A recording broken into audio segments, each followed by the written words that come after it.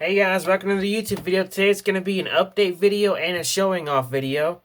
Now I've restored some of the knives my friend Tango gave me, and I got one item from my dad that's gonna look good in my collection. And I've got a few items from the flea market a while back that I forgot to show. Let's go to this.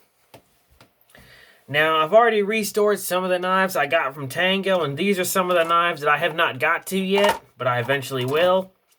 And my brother gave me some stuff, so let's go through it all real quick. Get my glasses on real quick. First is all the stuff that I've restored that's Tango has gave me. First is this knife in particular. This is what I call the trench knife. As y'all may remember, it had grips just like this on it. And I took those off and saved those. I'm actually going to reuse those. And here's the knife now. All fully restored, back the way it was.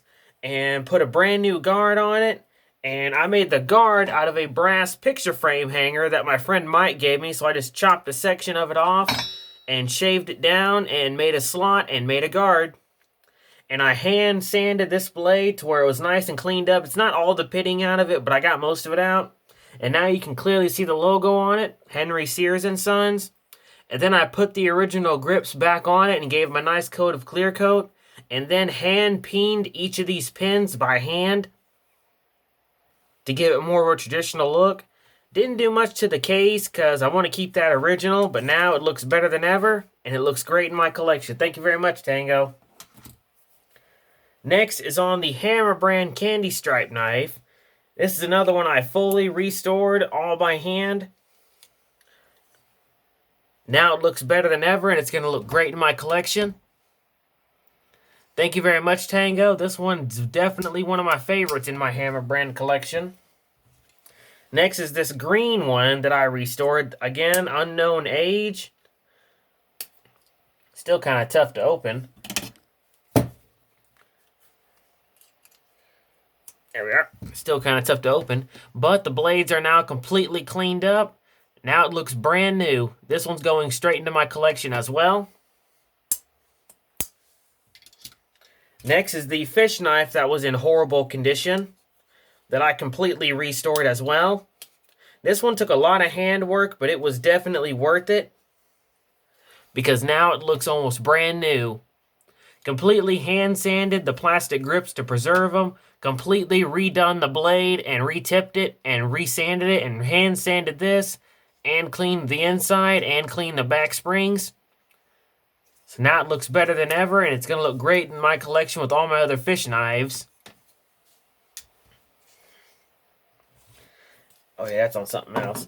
Next is this electrician's knife. This one I didn't have to do much to because it had already been restored. It's a Cutmaster electrician's knife. I just put a bail on it and repolished it, and that's all I did. And that one goes straight into my collection. Next is this barlow. This is that camco barlow that was in really rough shape. And I've actually already got a camco barlow that's in mint condition with the original sheep's foot blade. So what I did is, since Camco was originally owned by Camillus, I actually reused a Camillus blade that my friend Tango had given me. So I think it was only fitting to put a Camillus blade in a Camillus knife. And now it looks better than ever. And this one's actually on eBay right now. My price on this one is $40. And odds are, if no one buys it within a couple of weeks, I'll probably turn around and keep it for myself. So there's that. And this one was quite a little challenge to restore, because this one I completely restored. I put a new pin in it and cleaned up the blades, redid those and everything. So again, this one's one of the ones I'm selling. Next is this mini little Hammer brand. Again, I completely cleaned this one up as well.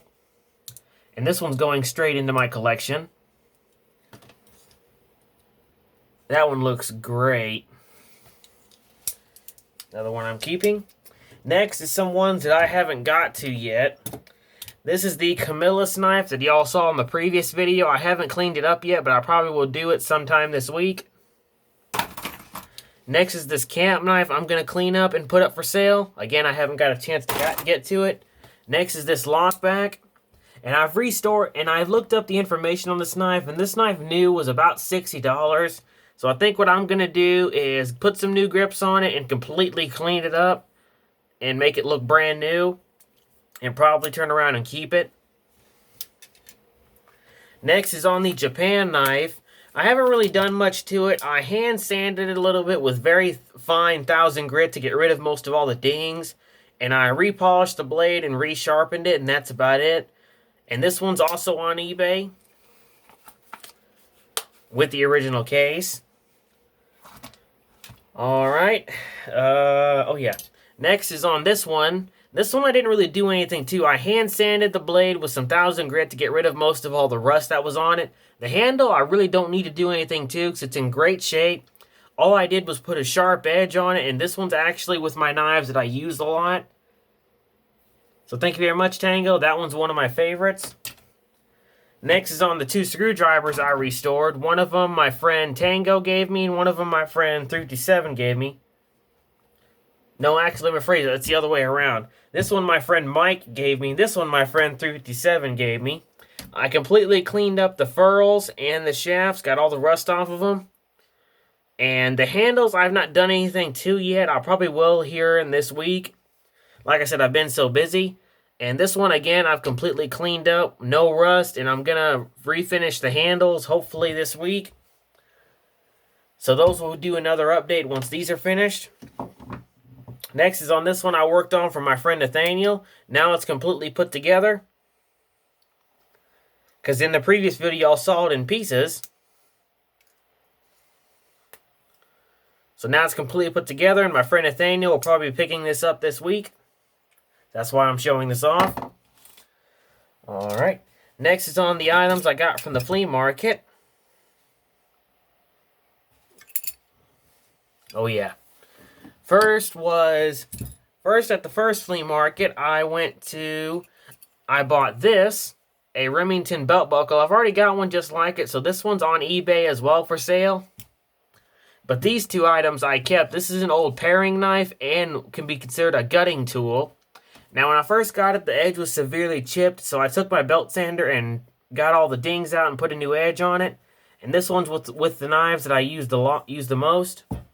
And then next is the seat clamp I cleaned up. And I repainted this black so that way it looks a lot better and it can stand up to the elements. And I re-oiled the spring. And now that one's going to get used because these mini C-clamps I always use. These are really handy when I'm working on pocket knives. So those are all the items I got at the flea market. This one's for sale. The other two items I'm keeping. Now last but not least is the stuff that my brother gave me. And he knew my birthday was coming up a couple days back before he came back to town. So he gave me a couple of knives. And first is this Charade stainless. Don't know the age of this, but I'll clean this up and definitely put this in my collection. I love Charade knives. And the blades are actually in pretty decent shape. Besides the one that has a busted tip right here. But that one I can actually fix. But the other two blades are in great condition. This one I'll definitely clean up and do some research on.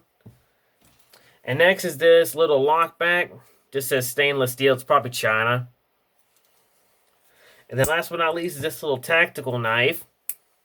This one I'll definitely keep because these kind of knives I carry on my keychain every once in a while. If I'm going on a long road trip. So there's those. And then my favorite item. And that is this that he got for me. This nice giant pair of aluminum knuckle dusters. As y'all may know, one of the other things I love to collect is brass knuckles of all kinds. And my brother was actually walking to a friend's house that he was visiting and found this on the road. And that's pretty cool, thinking you found this on the road. And another thing is this is a meat tenderizer set of brass knuckles that somebody cut the meat tenderizer end off. Basically what that means is, what can I use for an example? Let's see, what can I use for an example? I guess I'll use my sharpening tool as an example. Anyway, this had a meat tenderizer end on it about that wide. And what somebody did is actually cut those ends off and turned them into a pair of brass knuckles. That's pretty cool. That's going to go straight into my collection, and they actually fit pretty good in my hand. Definitely would break a jaw. So that's my favorite item, because that's going to go straight into my collection, and so is this, and I'm definitely going to keep that. This one I think I'll throw with my junk knives, but these I'll definitely keep. And then he also traded me this Kershaw knife. And, let me phrase that, it's a CRKT knife. This one I will look up and see, and I might put this one up for sale as well. Because CRKT isn't really one of those brands that I collect. I mainly just buy them to sell. And he traded me this knife in exchange for something. And last but not least is the item that my dad gave me. Let me get my chart down for this, so that way I know what to look at. Now this one actually has kind of a bad story. My father bought this with the original intent of reselling it, where I would clean it up and he would sell it. But the eBay person lied and did not tell what the original shape was. Now, it's in a lot better shape now, but what had happened is that the blade of this was originally chipped. A part of the blade was chipped off, and it's heavily beat. I don't know if the camera can pick that up, but it looks like somebody took a hammer and whacked the brass bolster, and then cut their 3 initials into the pommel. And it still locks pretty good, but somebody really messed with it. I mean, it's got severe dings all over it, and the blade was severely chipped. But the only reason that makes this knife worth getting is that it's got the 3-dot stamp. And the 3-dot stamp puts this one around 1980 to 1981. And my father being very disappointed, I gave him $30, which is about $10 less than what he paid for it. And because I still wanted this thing, because I did not have a 3-dot in my collection, and it came with a nice leather case. And this case is actually still very well made. So at least that part's good. But he contacted the eBay guy and gave him a bad review because he looked at the photos on eBay, and they were not showing any of the condition. Just about, it basically looked just like this, and he snapped a picture. He didn't really give a good detail. But now I've completely cleaned it up, and now it looks a lot better, minus all the dings, and it's going to look great in my collection. So thank you very much, Dad. Alright, that's all the items I got to show. Guess I'll end the video right here. And as always, stay sharp.